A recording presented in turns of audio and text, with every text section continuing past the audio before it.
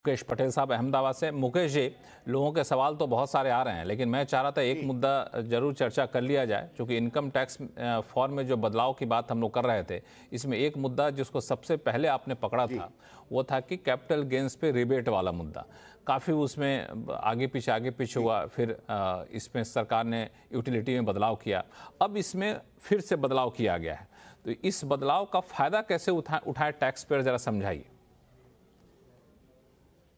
बिल्कुल लक्ष्मण जी, ये जो मामला है रिबेट का with reference to capital gains, उसमें दो सेक्शंस इसमें रेलेवेंट थे। एक तो 111A में आपको इक्विटी में से जो शॉर्ट टर्म कैपिटल गेन होता है वो, और सेक्शन 112 में कोई भी अदर देन इक्विटी, उस पर जो लॉन्ग टर्म का कैपिटल गेन होता है, माना आपका सोना चांदी, लैंड बिल्डिंग प्रॉपर्टी, ये सब आ जाते हैं।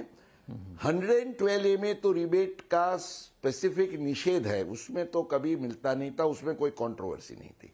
111 ने 112 में जो 87A की लैंग्वेज और ये दोनों सेक्शंस की लैंग्वेज के हिसाब से रिबेट क्लेम आपको मिल सकता है, ये बात हमने, आपको याद होगी, बराबर उठाई थी। क्योंकि 24-25 का लास्ट ईयर असेसमेंट ईयर का जो रिटर्न भरा गया, 5 जुलाई तक यूटिलिटी ओपन थी, उसके बाद बंद कर दी गई, फिर दिसंबर में बॉम्बे हाई कोर्ट आया, ये सब लोग जानते हैं। अब सवाल ये था कि इस बार जो आप रिटर्न फाइल करेंगे, आप क्या क्लेम कर सकते हैं या नहीं।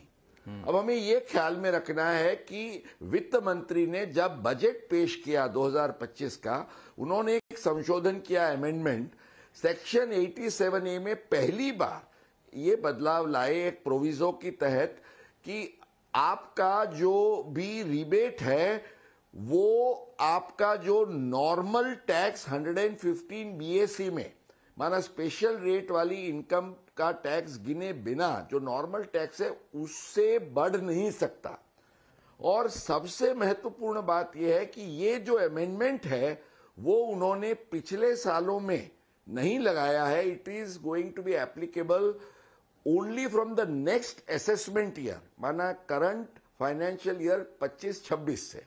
अब सवाल ये होता है 24-25 के जो झगड़े हैं वो भी इसके आधार से हल हो सकेंगे, क्योंकि now the intention of the department is very clear कि ये अमेंडमेंट हमें करना ही था, तो रिट्रोस्पेक्टिवली नहीं किया, प्रोस्पेक्टिवली किया है।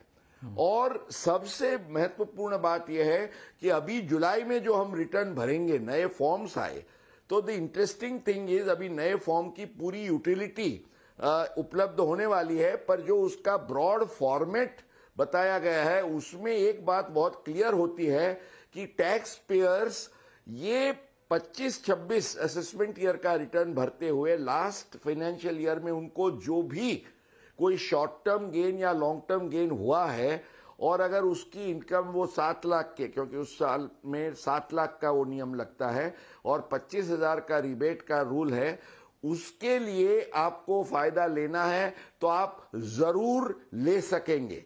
भले लास्ट ईयर आपको नहीं मिला हो, पर इस साल बिना दुविधा आप क्लेम करें, ये हमारा टैक्स गुरु का गुरु मंत्र होगा।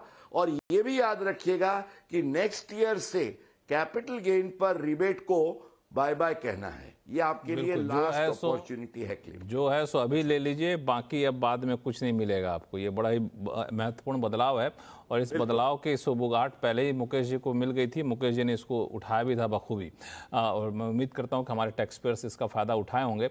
अब चलते हैं वापस